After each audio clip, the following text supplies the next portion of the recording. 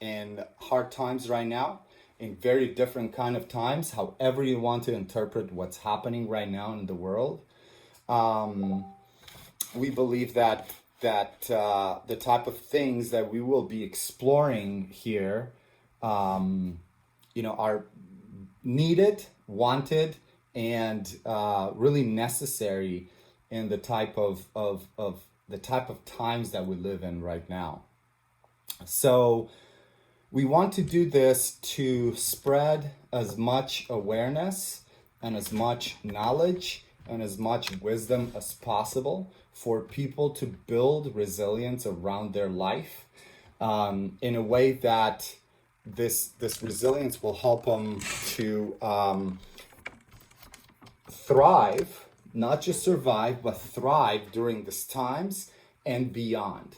We, in general, teach permaculture. In general, permaculture is dealing with looking at learning things that could basically repair the ecological and social damage that's been happening in the world for a long time now, and or adapt to what can happen in case we didn't get to the point of making those repairs and putting regenerative systems in place, systems that can ensure that we as people live a good life indefinitely. Okay, so we're really happy that you're here, and we believe that all who joined this space will have a very important role in that direction. So we are visionaries, we like to call ourselves, and we are at the same time pretty idealistic on how do we want the world to look like. We are not reactionary. We are visionaries, and we are envisioning a specific type of world in the future. And we know that the type of thriving, beautiful, healthy, abundant future that we are envisioning and other people are too, we know that is possible, number one, through education, number one, through learning, through more and more people having the type of knowledge and skills to build beautiful things in their lives, to be resilient. And of course, one big thing that we want to say is that no man is an island, like that no individual or even small family unit cannot do it by themselves, but we can do this in community. And we will explore on how do we see this community looking like. Again, we are not the only ones talking about this. We are not the only ones that we've been talking about this kind of things as teachers of permaculture. There's so many people out there, great teachers, very wise teachers that have been speaking about this, and we will be sharing about a lot of them and a lot of the resources that exist there already. Okay, so we see the possibility of, with more and more people having knowledge and skills on how they can build resilience in their own personal lives, and then as part of a community and building resilience in a community, we believe that that is definitely possible, and that's possible through learning and through learning together. Okay, so who we are, my name is Lucian. A lot of you know me by Abiding for Sustainability or even by my name. There are a lot of people here that are have been my students already. They know I have a specific style and a specific way of maybe pushing people in a specific direction, not in a specific type of thinking, but to definitely look at where we at right now, what's been happening, and what's possible versus then what's going to happen and let's react. Let's actually create the future, and I believe that we can really do that. So I have been teaching permaculture for the past 5 years as a main instructor. Before that, I also taught it as part of other organizations and institutions and with other master teachers. I've been teaching also a lot of related topics, permaculture related topics. Always found different ways to spread the knowledge, spread the word, mostly on design, but also on the more practical, quote unquote, install part of permaculture. I've taught it for local governments, for higher education, and then with my own company too, personally, individually. I've have been gardening and farming, quote unquote, and I'll tell you what that means, for all of my life, with a big break, possibly a 10-15 year break in between. I've been since I came back from Hawaii, where I learned a lot of things. I started to practice a lot of permaculture homesteading things at our 1 acre homestead in San Clemente. Again, because I was doing so many other things, I wasn't able to completely focus on it, but we definitely got to a point where we were eating about half of our food needs from the garden, from that space. And we basically used not more than 3,000 square feet of that entire 45,000 square feet. So I will be speaking from experience. I also grew up in homestead environments where we grew almost all of our food, and we bartered for any type of food that we couldn't grow or any other things that we needed around the homestead. So I will be sharing a lot of that, and I will be inviting you in that direction quite a lot during this series. So a lot of the things that I discovered in books and as new practices and very hippie-like, I have been doing since I could actually hold something in my hand and start doing work. From composting to, taking care of fruit trees, to growing annual vegetables and fruits and medicine, to making medicine, to preserving food, to taking care of animals, harvesting rain and managing water in different systems, to even building rooms and homes and structures with natural materials such as cob, for example. So I really love this, and I'm like back to it. I had like this really big energy kind of come over me about 2 years ago that told me you need to do more than what you're doing right now. So I definitely like went in that direction. And I have been talking about these things that I'm telling you moving forward for many, many years, for about 10 years, different small workshops. And then 5 years ago, I started to like teach more holistically. So I think that you are in good hands if you would like to learn to go in that direction. I don't think, I actually know that you are. So bear with me. And then Anna Maria, you'll see her. She will appear in a few different webinars that are more, she's a bigger expert than me in those. She has been a big community organizer for the longest time, urban farmer, and beekeeper and herbalist also. And just as a disclaimer that I wanted to throw in right now, we are never going to pitch you for anything, to buy anything from us, or to, register for any of our paid offerings or anything like that. So this is for you. And this is also a self-enlightened, like kind of like, self-serving enlightenment here. Enlightened self-interest, because we do want to build a network of resilient people so that we can tap into that network so that we can all thrive together. Okay, so here's what each episode from here, this is who we are, and our vision. We're on a 40-acre farm right now. We're using possibly not even an acre of it. We're envisioning, we are envisioning to go on an even bigger property and invite people to come in and be part of an enterprise that grows food, grows medicine, preserves food and medicine, and shares further the surplus with the community.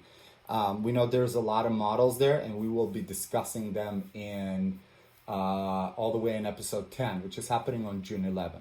Okay, so thank you for bearing with me for this introduction here.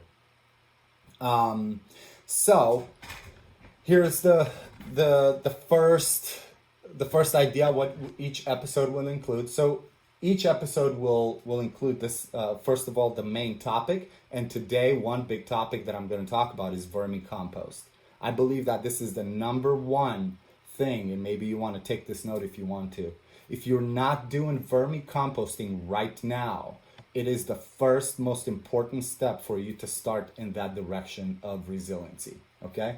If you want to grow food, if you want to grow good food, you need to start vermicompost right now, and you need to practice that. Okay? And we have resources that we will be sharing with you, so that and already you're hearing it, maybe you should like go actually look for it quite a lot. So I'm going to share some insights about that. Okay, so vermicomposting, composting with decomposing worms, very important. Do you want healthy plants? Do you want healthy soil for a long time? You want to start vermicomposting right now, and I will be talking about that today. Okay. So each episode will include, of course, that main topic. We will be giving a community tip, which means like, who should you be looking at? Who should you be connecting with? How could you, or how should you, or what kind of options do you have to be part of a community for support and accountability? Okay, and possibly even taking leadership in that community. We have studied this and have been trained in the Transition Network, both Anna Maria and myself. So the Transition Network, basically, you should check out and try to find this book, the Transition Handbook.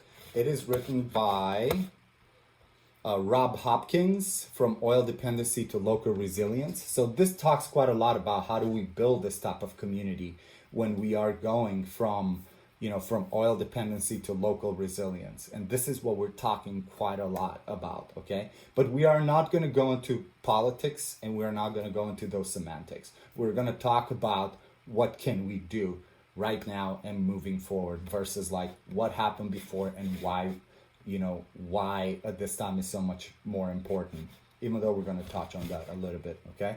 So the Transition Handbook by Rob Hopkins is a powerful book. By the way, at the end of this, all of the people that are listening to this, I will invite you to send some feedback and to basically, register to move forward in this community. And in that way, you also will be having access to all of the resources that we're talking about. So for example, this book that I just mentioned, this idea that I just mentioned, is completely free out there, okay? So that will be included in that. So make sure that you follow up. And that's how we're building resiliency as a community too, okay? Then we'll talk about alternative economy tips. So we'll be talking each time very, very, very little about, barter ideas, or alternative currencies, or complementary currencies, or even ways, and again, we're not like all those people that just put out there how to make money during this crisis, okay? We're not gonna focus a lot on that. We are going to plant some seeds, and then we're not gonna talk about that until June 4th, like more in depth about some of these ideas, okay? So every single episode will have the small tips, but then as we go, the main topics, we will explore on those more. We're gonna give a new resource, a new powerful resource. We are not about 3-minute reads. We are not about 3-minute videos either. We actually think that those are, excuse my Bulgarian language here, those are bullshit, okay?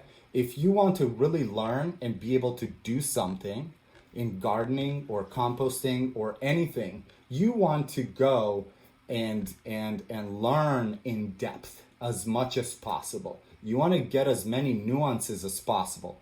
The 3-minute resources are bullshit. Let me say it again. The 3-minute resources, 3-minute read, 5-minute read, those are bullshit, okay? There's so much content out there.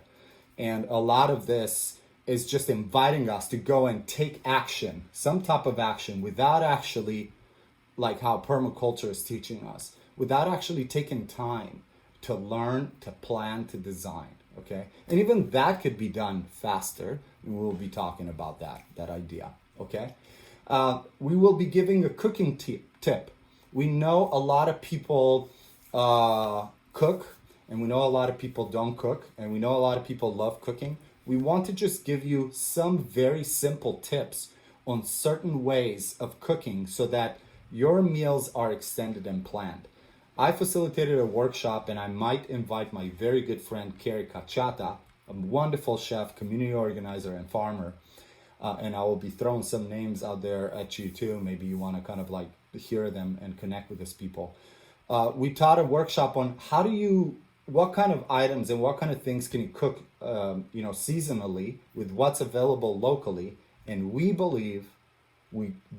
strongly believe that not only that we will make this happen as a community, but that this will happen for sure. We will go towards more local food. I mean, look what's happening with international trade right now.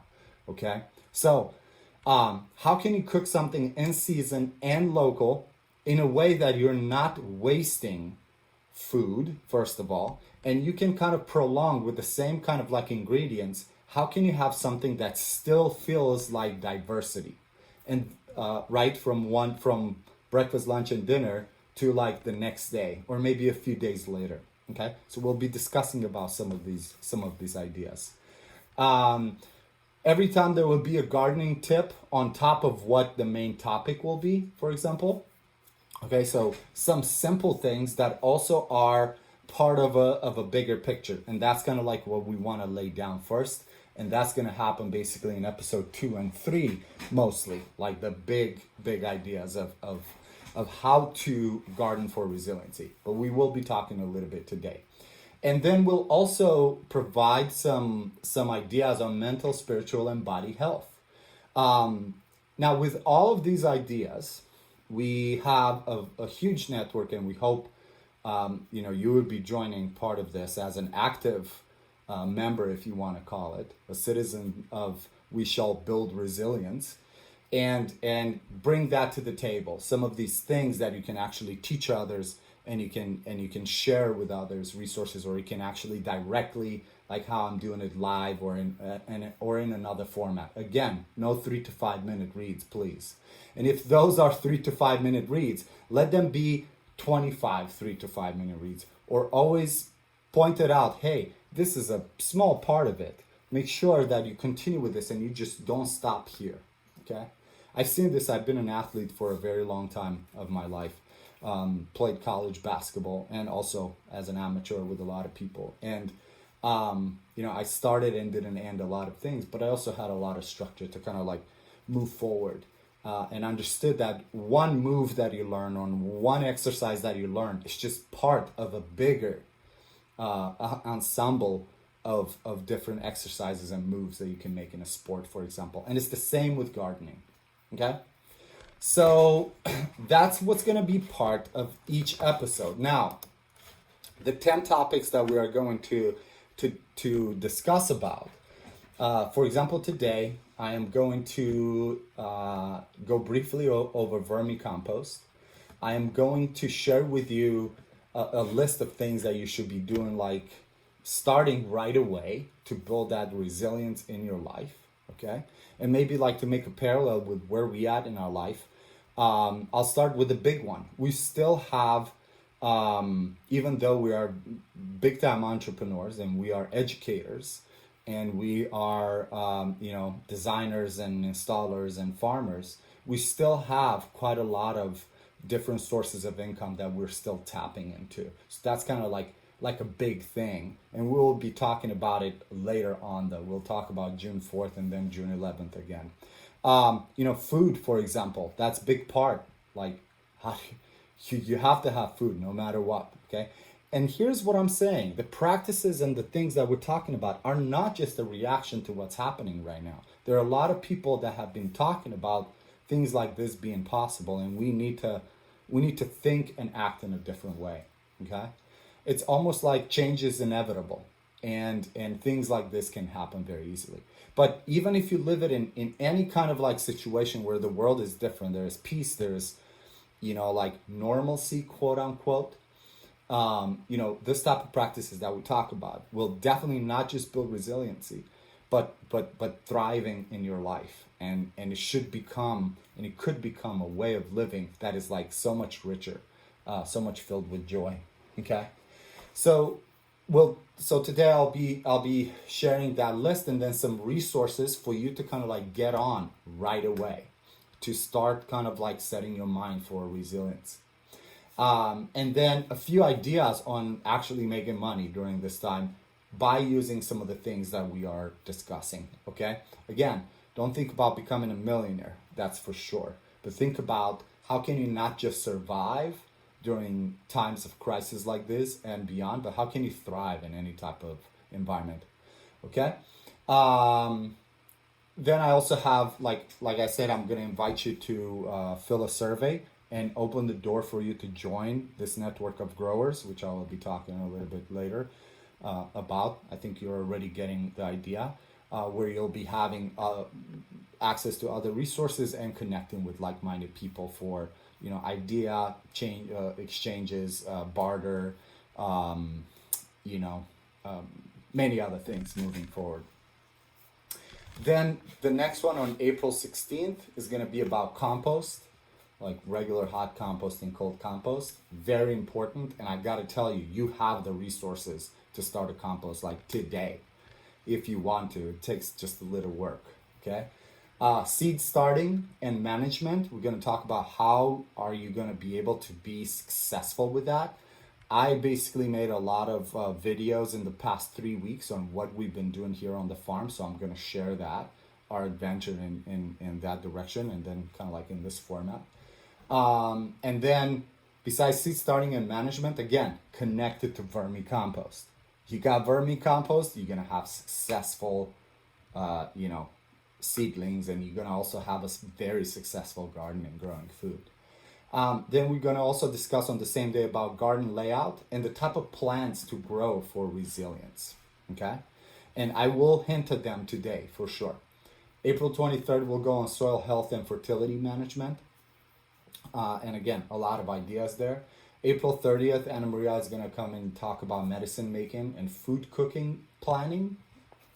English is my fifth language, so sometimes it's a little hard to express some of these things, but I will call a friend if you need translation. May 7th, we will be talking about microstock. We will be talking about chickens, for example. We will be talking about some small animals that are like, if you look in nature, the most successful, thriving, rich, abundant ecosystems have animals in them. Or you see not so many animals or an absence of animals, you're going to see a very poor ecosystem. A lot of not as much abundance of plants. Okay, and I'm not talking about biodiversity. I'm talking about plant health. So we are not promoting necessarily animal husbandry for protein eating, as in meat, but we will be discussing what a big role animals have in this and in our resilience. Okay. And we will be talking also about ways that you could be working with what's existing out there, the animals and the bees and the insects that exist out there already in the ecosystem, and how can you work with them and invite them in a specific way to actually have your ecosystem, your food growing, thriving. The next one, we're going to talk about rain harvest and water conservation, really big subject, and basically how do you become resilient? Where are your sources of water, and how are you going to make sure you're going to have water, okay, an abundance of water in any kind of situation. Then we're going to talk about food preservation. I already made a video on how to make sauerkraut, very simple, from cabbage, so I will be sharing that already. If you are deciding to join this network of growers, I will be putting that. I need to finish editing it, and it's really easy and fun. I was drinking a beer the entire time, or two, I think. So that's the idea here is this: during certain times of the year, during certain seasons, we can have access to an abundance of different type of foods, both in out there in the market for our friends and in our garden. And we want to make sure that whatever we can't consume right away does not go to the compost. That is the last thing that you want to do, take things to the compost, okay? That is the last resort.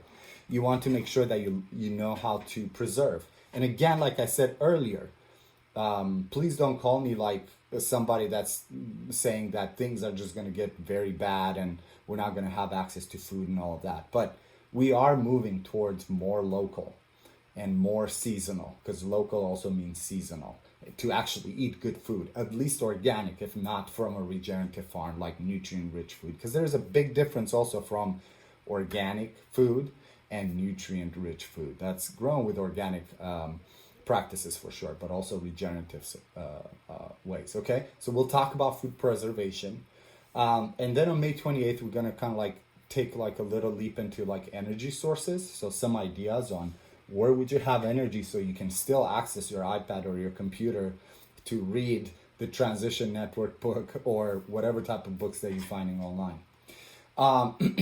And then we'll talk about alternative economy ways. That's how I call it. So basically, what's the alternative? How else can we function if we don't have access to the store?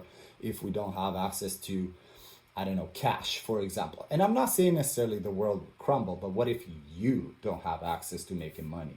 What if you don't have access to cash, to dollar, to whatever, euros, whatever you're using, okay? Japanese money.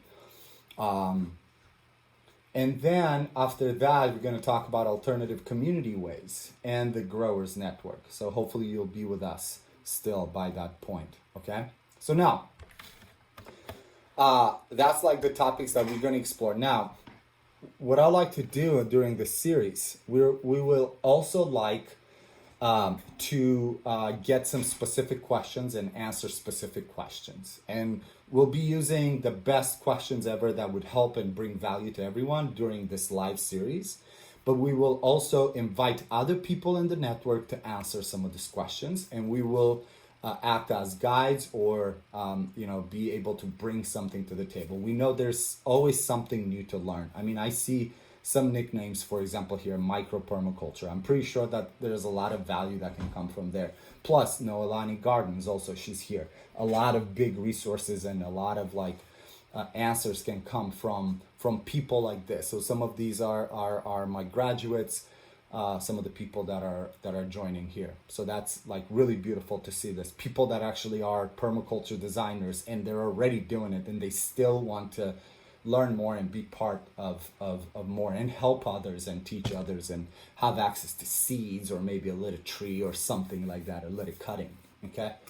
So I will give you that opportunity. So make sure that you will be looking for the link for the survey so that I can open that door for you and you can decide to continue and be part of this community and network of growers. Again, we're here just to give. Again, all is free. We're not asking you to do anything. We will ask you to possibly participate in other ways and bring value to the table by sharing some resources or as part of this growers network to use different type of currency like your time to do something that can bring value to the entire community and yourself as an exercise. So make sure you do that, and once you do that, you'll access our membership platform where you will be able to find more resources, but also accountability support and take a role of leadership, sharing the surplus. So here's what I wanted to continue this with. It is 2:45 and we said that we're going to stay only for 1 hour. I like to give you a list of 14 things that you should be getting and you should be having, and you should be thinking on how are you going to get these things to take you in that direction of resilience. So what does resilience mean? And I'm pretty sure, and I invited people that were here in the beginning to look for a definition. So in my opinion, and just looking at other resources, in my opinion, resilience, first of all, cannot be achieved at the individual level. It cannot be achieved. Okay, if you're into, I Legend type of movies with Will Smith, where he was like so prepared for everything. Well, think about it, that he wasn't able to do all of that by himself. He got all the food and all the materials and all the things that he was protecting himself and having everything for himself from other people, canning the food and whatever gathering is somewhere. Okay, so think about it in that way. So first of all, resilience is not possible at the individual level, but it is not but and it is completely 100% possible at the community level, whatever that scale looks like. Okay, so what resilience is not what is happening in the world right now, where a lot of people are suffering because of how society and governments and other institutions have reacted, and businesses have reacted to something that we can look at it as natural, if you want to call it, and natural, not what it is, the coronavirus, but natural in a way that change happens and things out of the blue happen. How was society ready for it? So resilience is to be ready and look at what are the things that we as people need in order to live a good life, not just to survive, but to live a good life and a life worth living. I have a lot of people that I've seen crying, and I have a lot of people, and I know a lot of people, and I've been communicating with a lot of people as a life coach also, that have been crying and were pretty desperate. And not necessarily because of a disease or a virus, but what are they doing now? Where are they going to get the food? Where are they going to live? So that's why I'm coming back to resilience as a community. Who you reaching out to? Who are you with? Where are you going to get, even if you want to start gardening and growing your food, if you weren't ready and you didn't have your seeds, or your seeds are old or something like that, where are you going to access that? How are these people going to look at you, and will they be willing to do that for you? What have you been doing this entire time to be able to access that? Okay, because that's the type of society that we live in. And we also want to bring that to the table and say, yes, a community means a group of people that are working together and they're bringing value to each other's lives, all kinds of value, not just like goods, but also emotional support and spiritual support, and a shoulder to cry on, and kind of like love and reliance. Like, can we rely on each other? Can we work with each other? And we believe that there are very few connections like that out there. We're seeing it right now in this time, even with ourselves. Okay, so that's why we're not talking just about gardening. We're also talking about community building, and we're not radical at all. These things have been done in the past, and they are being done right now. So we're looking at them and see, how can we build that resilience? How can we be ready as individuals and part of a community? Okay. So I'm part of a lot of networks. I'm part of a lot of groups, and I can see already that where the work of building community didn't happen, that community doesn't really exist. People are all scattered and afraid and doing their own things. And that is not resilience. Okay. So I hope a lot of my graduates I know are here to remember this, that the ethics of permaculture, care of the earth, care of the people, sharing of the surplus, really, really calls us to be in community, because we can't do it ourselves. You can be as proud as you want to how many seeds you planted and how many trees you planted, how many bees you saved, okay, individually. But how much did that do? Okay, and who did it serve, in which way? So let's be intentional about that.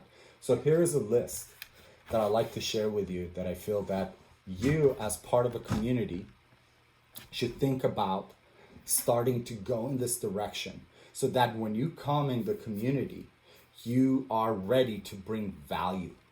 You're ready to support and to be supported. You're ready to give and to take. And the community is ready to give to you and to take from you, okay? In a way that is resilient for everyone.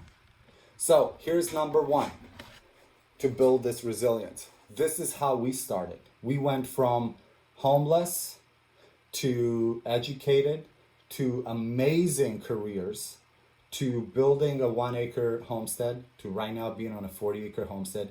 And we feel pretty confident that we could actually survive and thrive beyond survival through many things. Okay, so we took a few steps, and I believe like this is a big time to spend your time on this. So number one, You want to research and join as many groups as possible on social media or any other way that you can find, because right now you can use the internet quite a lot, okay?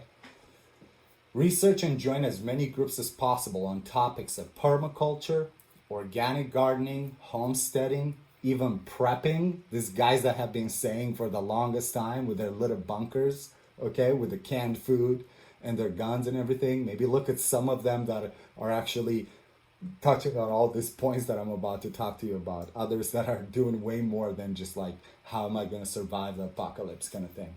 But join as many groups as possible on permaculture, organic gardening, homesteading, prepping, sustainable communities, and related topics. I just saw, so I'm one of the admins on Orange County Organic Gardening. I just basically accepted 180 people. Where were these people before? How come they weren't part of this community? So they definitely came to learn something, and hopefully they will also contribute. But if you look at some of these communities, you will understand that there is this unwritten rule of, yes, come, it's free, get all this information, give, okay? Don't come to just take, okay? Information is free. What can you bring to the table? Don't give me an ad about what you can do, don't sell me something. Unless you research the entire thread and you saw that there is nobody that's offering that, okay? So why is important to go in these groups is because you're going to find a lot of resources and a lot of people in your area or other people that are maybe giving you free stuff or maybe giving you something or asking you to be part of something or asking you to do something to increase your knowledge, your awareness, your skills, your wisdom in general, okay? So join as many as possible and see which ones are the most active. Where are people active all the time versus, it happens a lot where you see just one person posting. Even those are valuable. But try to steer away. This is another tip I'm giving you. Try to steer away from the 3 to 5 minute reads. If you read a 3 to 5 minute article or watch a video on how to, for example, don't stop there because there's so much more beyond those 3 to 5 minutes. I couldn't tell you all these things in 3 to 5 minutes, okay? So do that, okay? And I am going to ask you, after you respond to the survey, and I'm opening the door for being part of this growers network, I am going to ask you to share some of the groups that you joined and what's your impression. What kind of value can you be sharing with other people, okay? That are part of this network and will be part of this network, okay? I'm pretty sure you already have joined some of them. So that's a big one. We've done this since very long time ago, Anna Maria and I. And that's because we looked at trends, what are the new ideas, what kind of resources can we tap into. That's very, very huge, okay? You may actually find people in some of these groups that will actually call you to join at an even higher level. Seed swaps, plant swaps, idea swaps. Here's a book, here's whatever. Do you need do you need a shovel? Do you need whatever? Okay, so we've seen it. We've got a lot of free compost and free seeds and even bartered with people for all kinds of goods just by being part of these groups. So that's number one. Number two, research, find, and download as many free books and articles on the above mentioned topics, including, anyway, I'll give you some tips, okay? So if you're actually looking into aquaponics and hydroponics, you're already seeing the world going to shit. But I just wanted to throw that out there for you. That those are the type of things that I am actually studying right now deeply so I can understand. Again, I am not an end of the world type of person. I really envision a beautiful world, and I think it starts with things like this that we are doing today, okay? But again, there are so many free resources out there. Not a 3 to 5 minute article and reading, or at least if you find one of those, see what else is beyond that. Define for yourself, find answers for any questions that you may have, because you should have questions. Don't just go right away and do things, okay? I want to acknowledge that we will be going possibly 5 to 10 minutes over that 1 hour that I said I will, and then I'll also be here for any type of questions, okay, for another 15 to 20 minutes. So I wanted to share some books. Like again, I did share the Transition Network. That's a huge one. I also want to guide you towards Matt Powers. Matt Powers teaches permaculture online.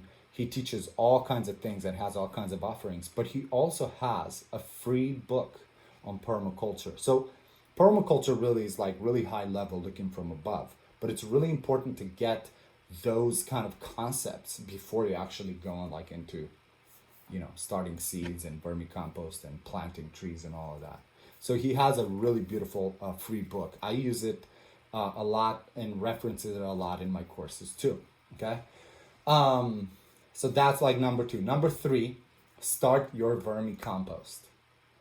Okay. So let me give you an idea on vermicompost, and I'm going to read you from one of my most favorite books here on vermicompost. So vermicompost is a source of soluble nutrients for plant growth, vast populations of beneficial microorganisms that feed the soil and import disease resistance, and of course organic matter to support the beneficial microbial communities in the soil. Now, if you have vermicompost, you will have success growing seedlings from seed. You will have a lot of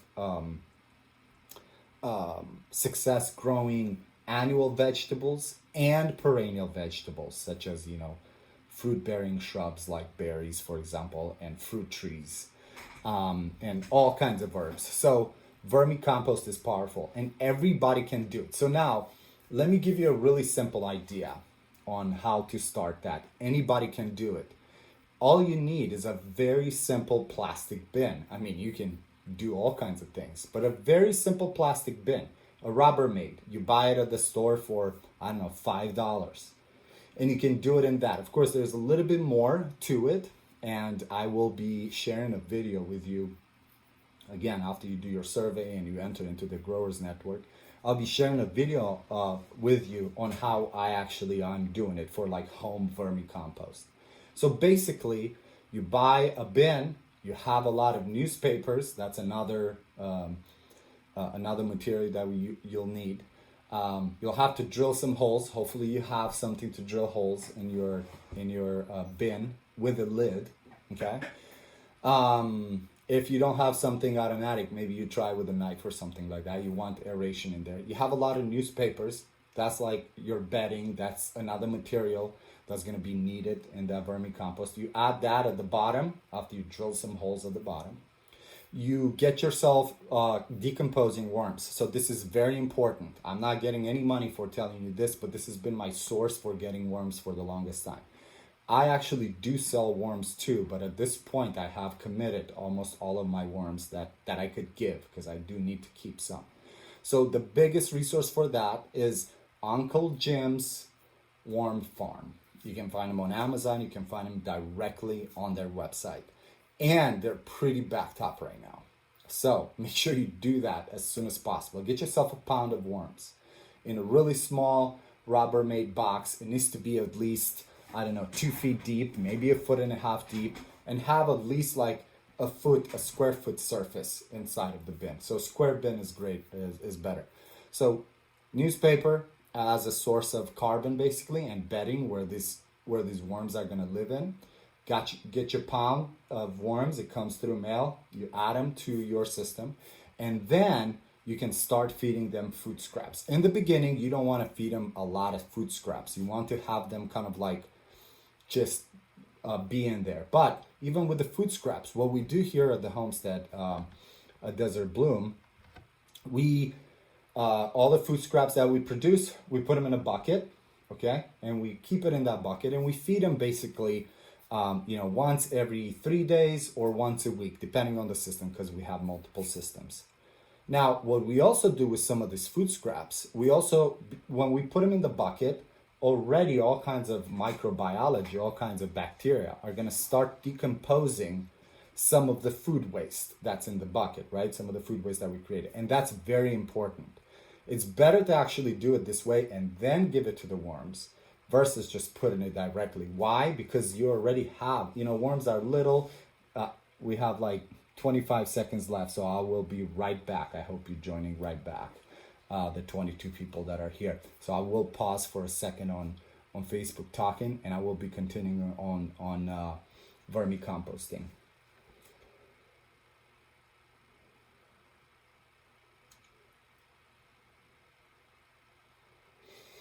All right, we're gonna wait just for a moment for the Instagram live to get back on so that people can join. I was talking about vermicompost, and I'll continue about vermicomposting in a moment here. Okay, so people are gathering.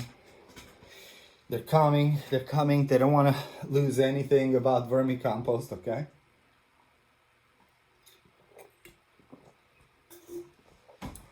So again, just think about that. This is a 3 to 5 minute article that you're reading or video that you're watching on vermicompost. So remember, there's more to it. That's why I'm asking you to basically make sure that you're staying connected so I can give you access to more resources so you can go more in depth about vermicompost, okay?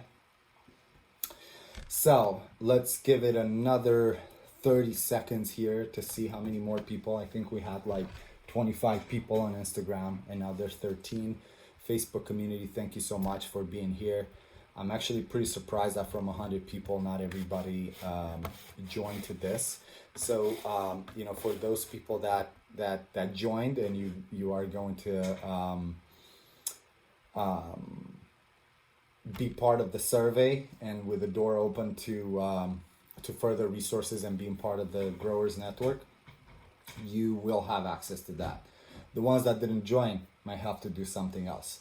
And I'll tell you in a moment and towards the end why am I doing it like this, okay? So back to the vermicompost. This is very simple. You got your Rubbermaid, you made the holes in the bottom. You really need air to flow. Do some research, do more research on vermicompost. I'll give you a resource that will be like pretty easy for you too, unless you don't have patience for me to send you that resource.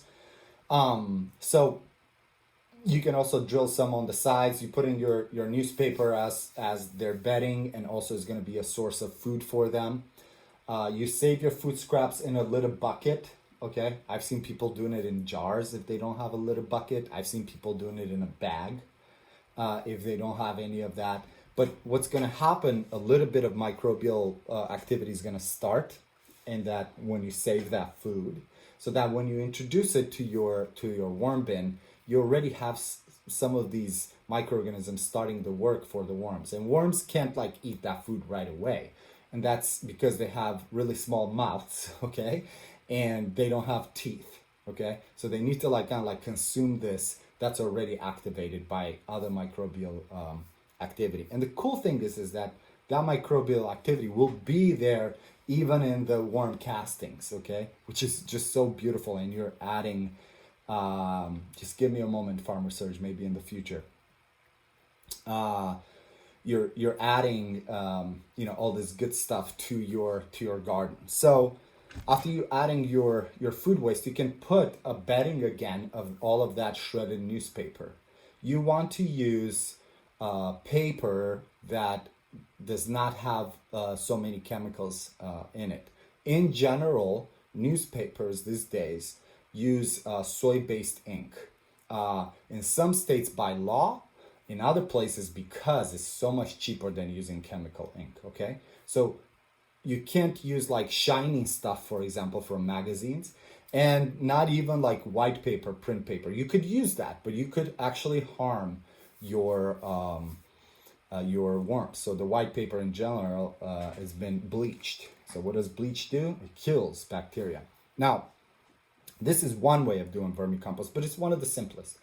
So bedding under the worms with the food waste, bedding on top. Now, I also put the food through a food processor before I feed it to the worms, okay? So just to break it down even smaller, to have even more surface space for as many bacteria as possible, and for the worms to basically consume it, okay? Now, to feed it again, you kind of like want to see how fast are they eating this. 1 pound of worms can eat half a pound to a pound of their, half to their full weight. You could if you want to, but only in a like kicking system. So when he first started, is not kicking. As time passes, there's going to be more bacterial activity in there and the worms are going to like really be at home. Okay. So then you can possibly add some of these things. But I wouldn't put it in like in a beginning system. Okay. So that's why that resource is going to answer some of those questions for you. Again, this is the 3 to 5 minute that you need to, you can also put citrus in a kicking system too, but don't start it in the beginning until you feel comfortable. Try it for a little bit. I know there's a lot of these questions, but I just want to kind of like move faster. In general, they're vegans, but you could definitely even put meat and bread and cheese in there, but don't do it. Just start with your veggie scraps in the beginning, okay? Now, that resource that I'm going to share with you is going to like really answer a lot of your questions. And you might have even more. So we're going to explore that. That's why we're like 25 people here that we can answer those. So when you feed again, what you'll be noticing that food is starting to become castings now.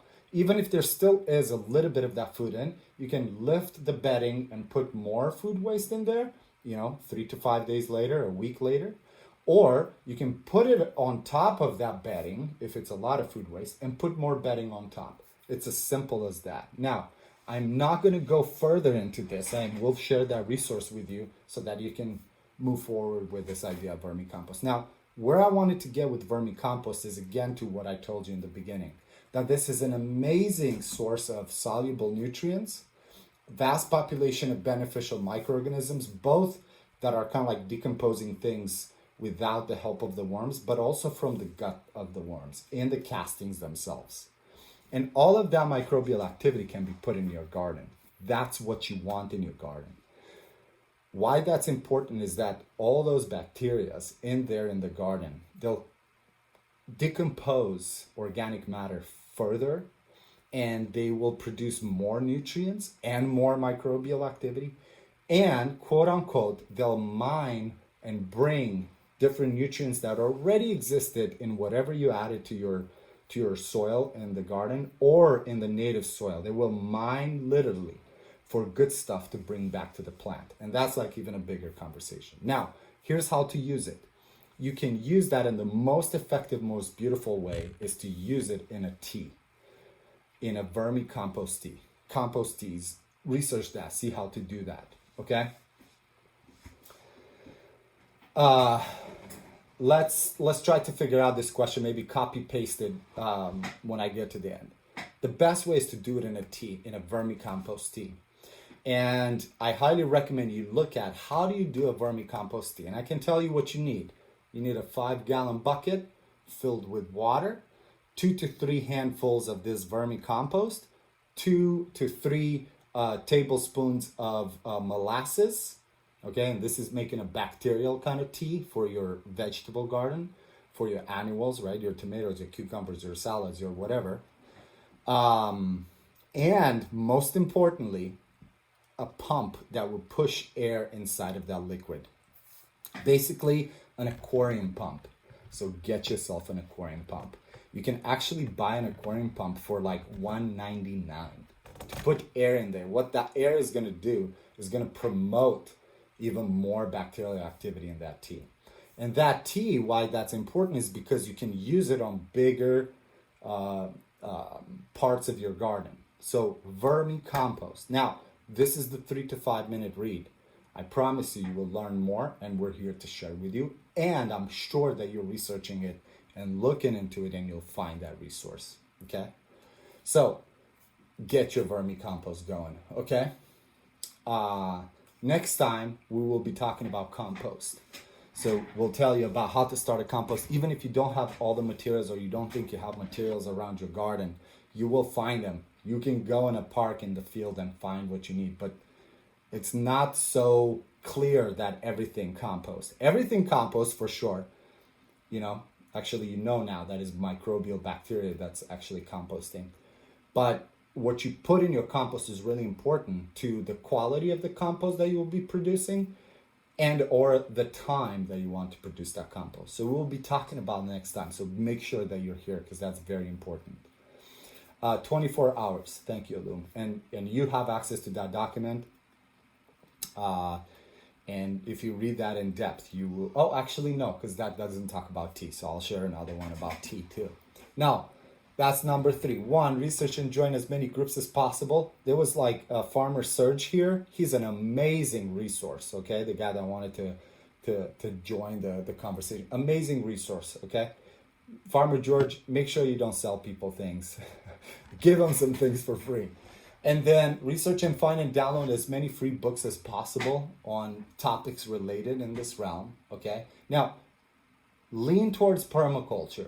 Lean towards ecological and regenerative farming and gardening versus just traditional and or just organic. Even those are great too.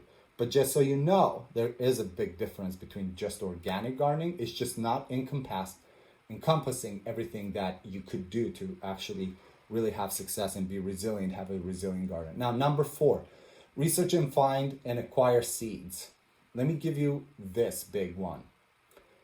Seed companies right now are out of seeds or are having a lot of difficulty, sending their orders. Seed Savers Exchange is shut down right now. They can't take any more orders. Johnny Seed, the same. Baker's Creek, I think I bought some of the last seeds they have, but they still have some. So research and find where can you buy seeds right now. And I'm going to give you some examples of what kind of seeds you actually would want to have for this idea of being resilient, okay? San Diego Seed Company, I'm pretty sure they're pretty overwhelmed too. So see, here's a resource here. There's like part of our network. Green Jolene also is one of my graduates, okay? So thank you for sharing that. And that is like so beautiful. And yes, go for heirloom. Go for heirloom seeds and or seeds, even if they're hybrid. Some people might not even know. People that sell seeds might not even know that they're hybrid, but that have been the plant where they harvested the seeds have been grown organic, okay? Now, here are some seeds that I highly suggest you get. And always when you're getting your seeds right now, think about that you will grow plants not just to eat food, but also to save seeds. And I need you to give me 30 seconds and I'll be right back. Thank you for your patience.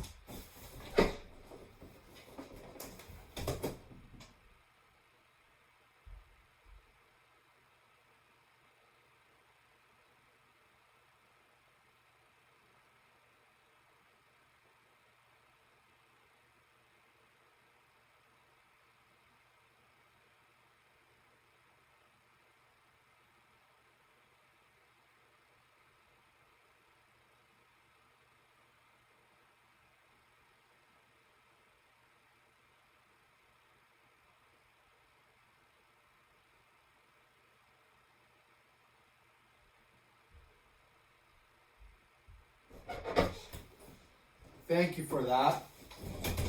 So,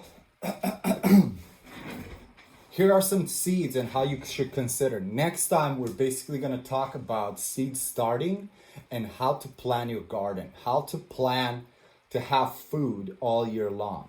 Now, I know that a lot of people that are joined here are from Southern California, okay?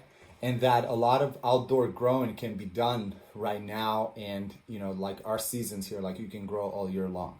I'm also in Southern California, but I'm in the high desert. It's a little bit different, okay? I've seen people register from Canada, and I know there are people from Romania here. So, of course, there is a little bit of difference. So I'm going to talk kind of like in the context of Southern California, but that applies to other places.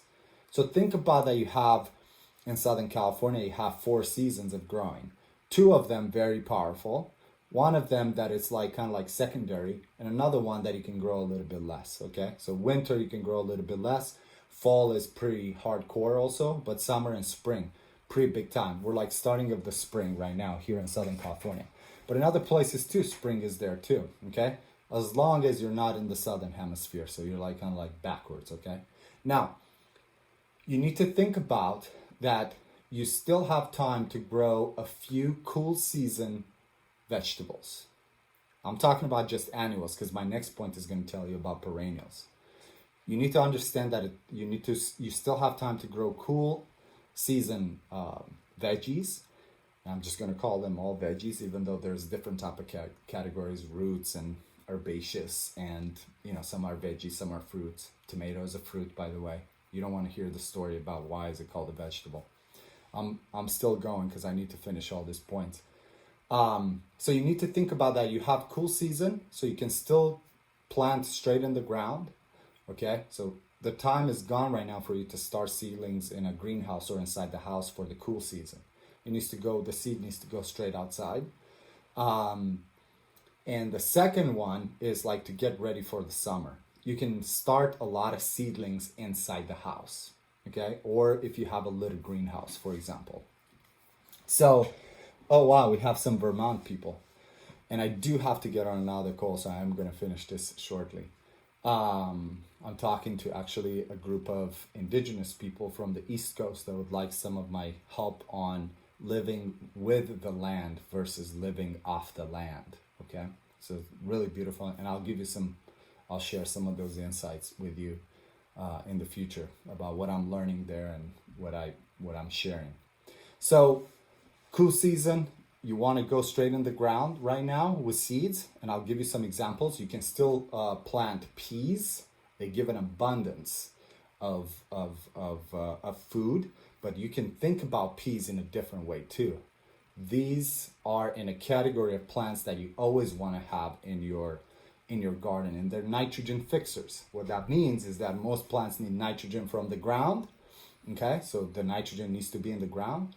But other plants know how to absorb it from the air, synthesize it into their leaves, their stems, and into their roots, okay? And both during their lifetime and after they're dead, quote unquote, they contribute nitrogen to the soil or to your compost.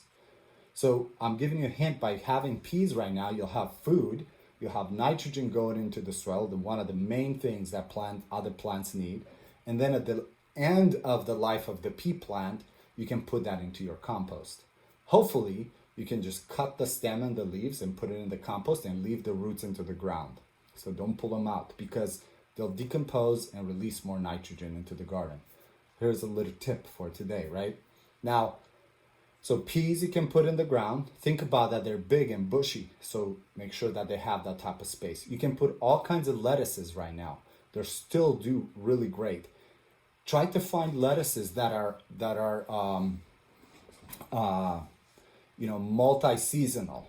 If you find seeds of lettuces that can actually grow in the summer too, you can grow them right now also. If you grow lettuces, think about, let's say you're growing 10 heads of lettuce. Think about that the 10th, you eat 9, and the 10th, you let it go to seed. Maybe the best one, the best looking one. So you can save those seeds for later in the season, if it's that kind of lettuce, or for next year. Big thing. And then being part of this growers network will trade, okay? Make sure that you mark the name of the seeds, okay, that you're putting in the ground, and also the date that you planted them, because you can take a look and say, let's say you put a pea in the ground and you planted it tomorrow or today after we finish with this, and you put the date on the, little popsicle stick or something like that. Be creative. And in 2 weeks, you didn't see it sprouted. That means that possibly it didn't germinate. So maybe you want to put another pea seed in there or some other kind of seed so that you can occupy that space. Now, let me just put this, but we'll talk about it more next time. You want to occupy the entire growing space you have with as much food as possible. And we'll talk quite a lot about that tomorrow. Okay, dense. You want to grow densely. So I'm not going to give too many tips on that, but just think about the size of the plant. How much space is that going to occupy, and how is it occupying it? What can you put next to it, and how close? Okay, so you're not going to put beets, for example, every inch, because they're going to grow, depending on the type of beets they're going to grow pretty big, and they're going to beat each other up, quote unquote. They're going to be like, give me some space, so they're not going to grow so well. So if you put them 4 inches, 6 inches apart, maybe they'll work good. But there's other techniques. Right now, of course, and that's what we're going to talk about next time, about how to look at the garden spatially and how to look at it so that you can allow for that airflow. So peas, lettuces, really, really fast. You can also look at lettuces that may come up in 30 days. Right now in Southern California, for example, or in other places besides the high desert, it's warming up more and more and more and more and more. Okay, so lots of things are going to grow. They're going to grow really well. But you can get something that's like a 20-day lettuce. Okay, you can get something that's like a 30-day lettuce, and that's really, yes, exactly. It is a weekly series. So, and I will be telling you at the end what you can do to continue be part of this series. Radishes grow really well, and they also can be grown all year long. Again, the idea with radishes would be, what kind of radishes are they? Could you grow them in the summer too? But also, radishes are cool weather crops, but you can put some techniques into practice into your garden that you can grow radishes all year long, even if the radish is a cool weather radish. Okay, so you have techniques to create shade and actually even coolness to your garden. Remember, all plants evaporate water, so they actually create some coolness in the garden. Now, these are kind of like faster growing. Another thing that you would want to put in the ground right now are carrots and beets, but these will take a little bit longer. I would also put onion. So onion, for example, it's a crop that you can keep on eating the green leaves, and then also like it grows on the ground and you can store that really well. Onion is a great medicinal plant too. So don't just look at it just for flavor. Onion is a medicinal plant. Think about it like this in the future. And she doesn't need that much space. So these are the things that you can put in the ground directly right now. You can actually already put summer crops in the ground directly with seeds. So think about it. You have roots like radishes that grow really fast. You got peas. You got some protein and nitrogen. You got radishes. I said right. And you have lettuces that are kind of like coming fast, and they go fast. I'll teach you next time, and you can start already in the garden, but don't worry. Even if you do something wrong, quote unquote, and it's never wrong to do any kind of like gardening. Even if you do something wrong, next time you'll be able to adjust, because I'll give you those tips. Even if you kind of like plant it differently, you can kind of like adjust to that. So these are the things, your lettuces, your peas, and your radishes that grow really fast, and you want to put some beets and some carrots for kind of like longer term roots. Beets and carrots also last longer in your pantry or in your fridge too, just like onions. But also what you want to plant, you want to put kale and chard, and I'll tell you why. These will take longer to grow, but they will actually grow for the entire year and possibly have them next year too. They grow slower, and that's why you're planting, your lettuces and your peas and your radishes. So think about that. Now, these are the crops that you can still put in and have cool weather. By the time you're putting your summer veggies in, your peas are going to be gone. You're possibly not even going to grow any more of those lettuces or the radishes, because now you're going to get carrots, beets, chard, and kale later on in the season. Now, for the summer, you want to start them indoors right now, because they need a little bit more warmth to basically get themselves going. Okay? So what you want to do, you want to think about the type of crops that would give you nitrogen fixation, like the pea. So that is a bean. Now, the beans, you don't necessarily have to start them in the house right now. You can plant them in the ground later, almost towards the end of the pea life. And you'll see the pea basically going brown, starting to dry up and not producing so much stuff anymore. So you can put the bean maybe right next to it, okay? In some other cases, some people would teach you to put the beans somewhere else, because the pea is already releasing the nitrogen, but that's not necessarily a problem. This is something that you're possibly just going to hear from me. I got it from Elaine Ingham, and also from Steve Solomon, that you can actually put Steve Solomon, take that note, okay? Because there is a free resource. I'm also going to share that with you. The bean growing in the same spot where the pea was at, you already have nitrogen fixing microbial activity. So those can continue to break down what was in the pea and actually help the bean get a kickstart too. Okay? Wink. So the bean is also a nitrogen fixer, and you treat the bean exactly how you treated the pea. Now, what you want to start inside are tomatoes, Cucumbers, so think about it, tomatoes will give you food for a while, okay? How many nutrients you get in there, a lot of vitamins. Cucumbers will hydrate you, and also you can look at a cucumber as something that you'll be able to preserve, just like the tomatoes too. You'll have the kale and chard that you started right now with the seeds straight in the ground, and possibly even some beets and carrots that are continuing through the summer, okay? You also want to do the three sisters. Now, corn is not very effective to grow. The three sisters are corn, squash, and bean. Corn is not very effective in a small space, but it's really beautiful to actually have that plant into your system. And I'll tell you why. It's also a great thing to put back into your compost and to save seeds from, to barter with people. But you can never have just one corn stalk or two. You want to have like a few of them because they need pollination. So the three sisters are the corn, the bean, and the squash. The corn basically grows straight up. It would always give you just one or two maybe heads of corn. The bean is a nitrogen fixer, and the corn likes a lot of nitrogen, so she will basically go up the corn. And the squash is going to act as a mulch that's going to basically keep more of the moisture in the ground. So it's protecting the ground, all that microorganisms working in the soil from being killed from the UV raises. Okay, so you got your corn, bean, and squash. You can switch the corn with a sunflower, okay, because sunflower gives a lot of seeds also, and those are great to eat too. And she's beautiful, brings a lot of pollination to the garden, and not just pollination but other beneficial insects that may be predatory insects. So now I'm going too deep into this, but I just wanted to give you a few things that you want to grow. Now, tomato, squashes, beans, corn, cucumbers.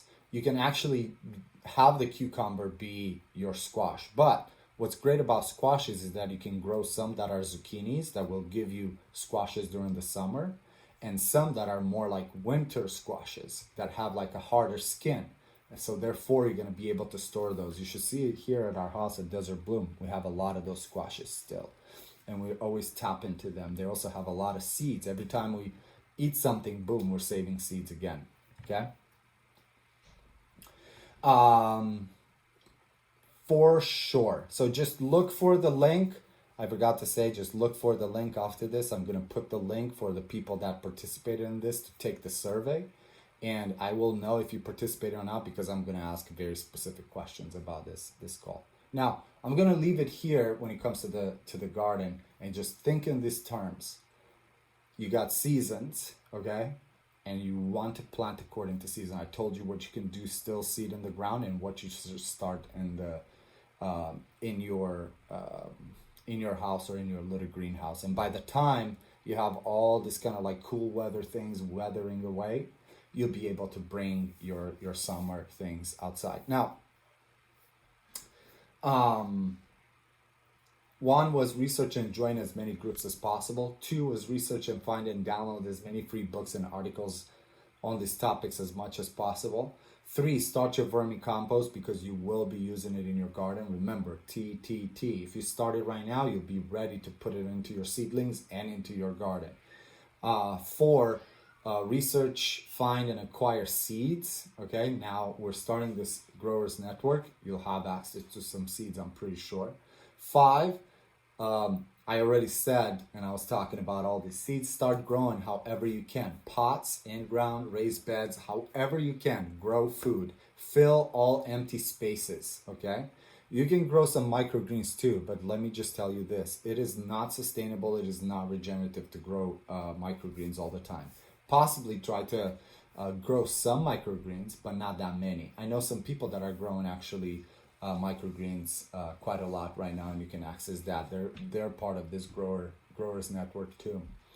Now just remember a very big thing. If you're growing in pots, you're gonna have to give more attention to these crops, way more attention than you're giving other crops. You're gonna want to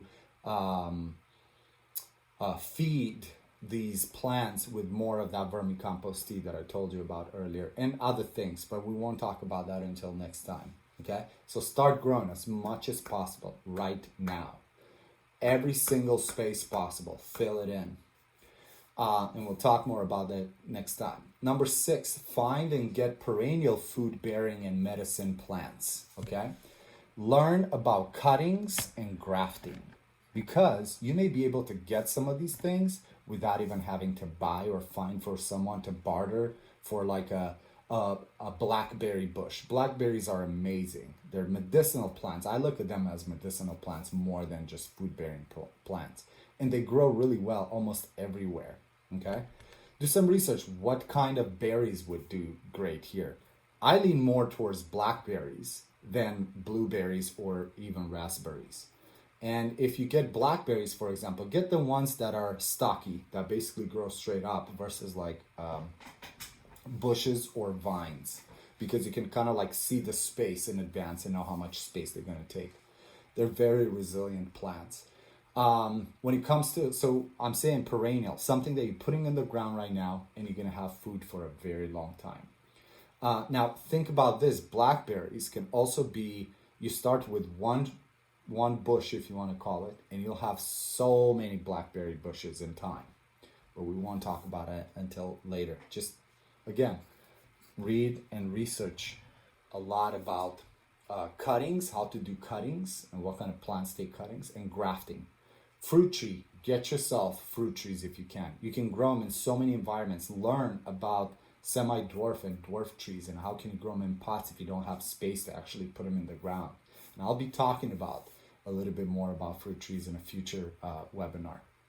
But get yourself fruit trees that work in your area, okay? So big difference, for example, if you're on the coast of Southern California, of course you're gonna have some citrus. You're getting a lot of vitamin C out of that, okay? And you're getting a lot of like energy from eating that. But could you also get some other fruits that you can actually store, like apples? Get yourself a grape plant. Grapes are very resilient, just like blackberries. They grow and they'll survive in so many environments. They don't need too much attention, okay? But we'll talk more about it as we move forward. 7. This is gonna shock you. Save as many jars, bottles, and all kinds of containers that you can close as possible. Glass containers are great because you're gonna wanna preserve food. You're also gonna wanna like maybe save seeds in some of them, but have as many as possible. My grandma on my mom's side, you would be so surprised by the fact that like how many of these things she would always save. We were like, my God, they're everywhere. Why are you saving them? Now I know. Okay.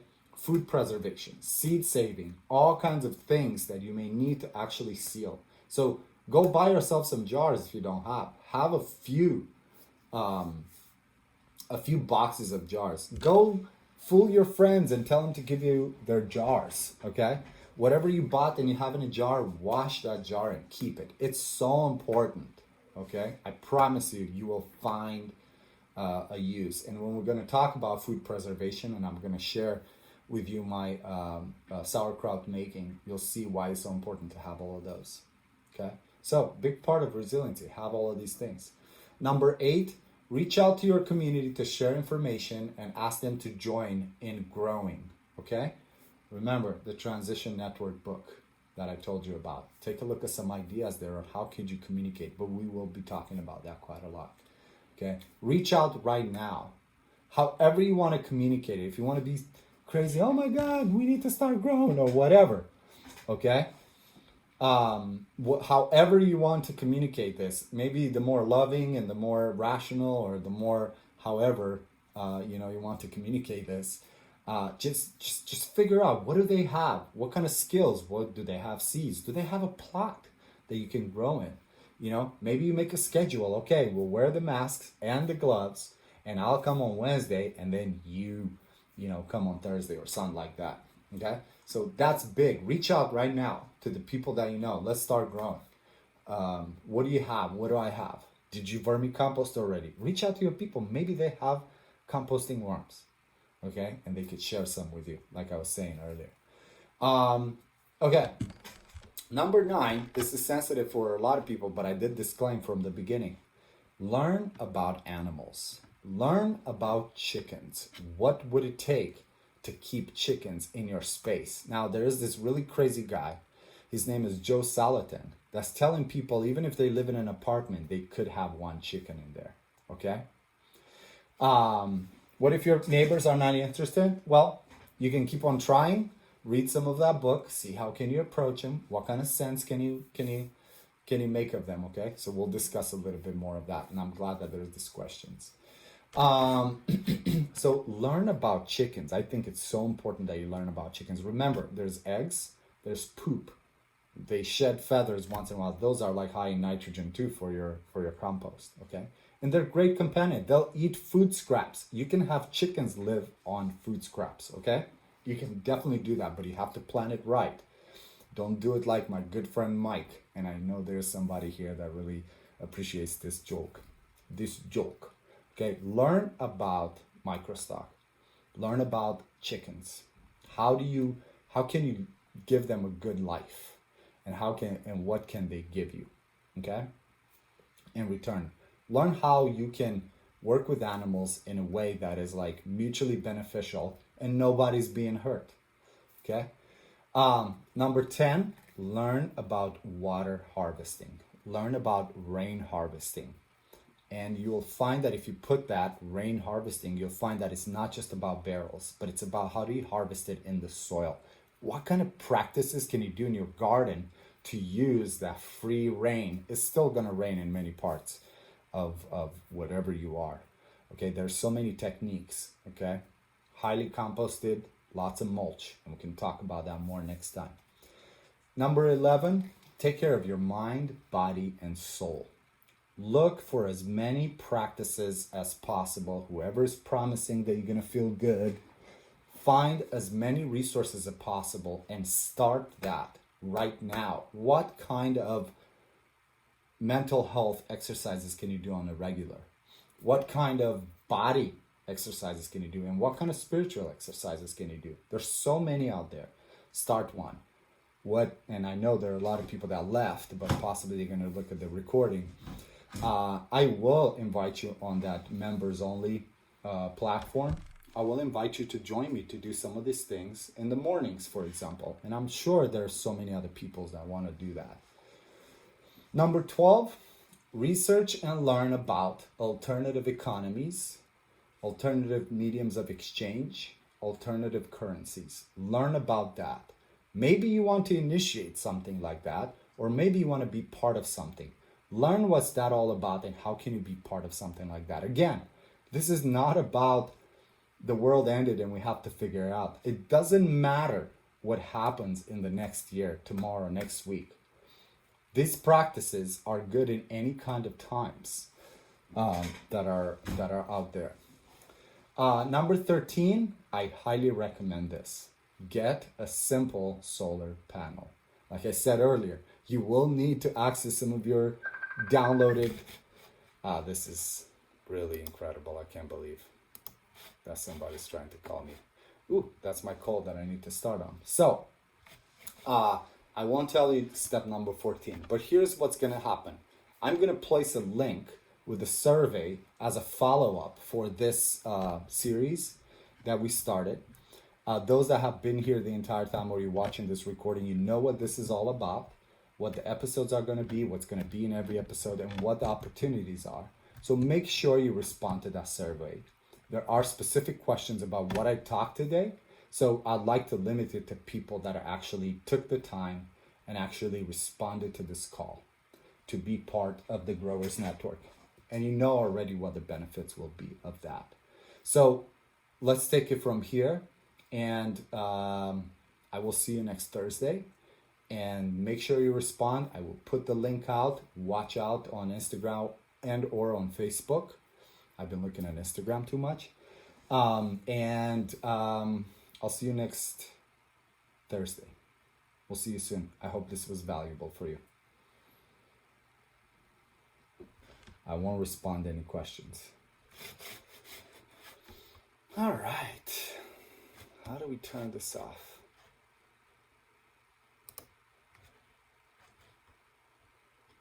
Uh-oh.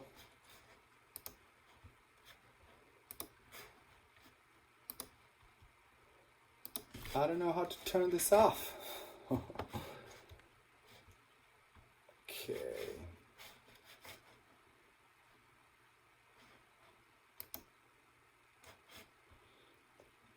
Somebody help me. Oh, I'm on the wrong thing, that's why. Okay, let me end this. Wow, a lot of questions on Facebook too.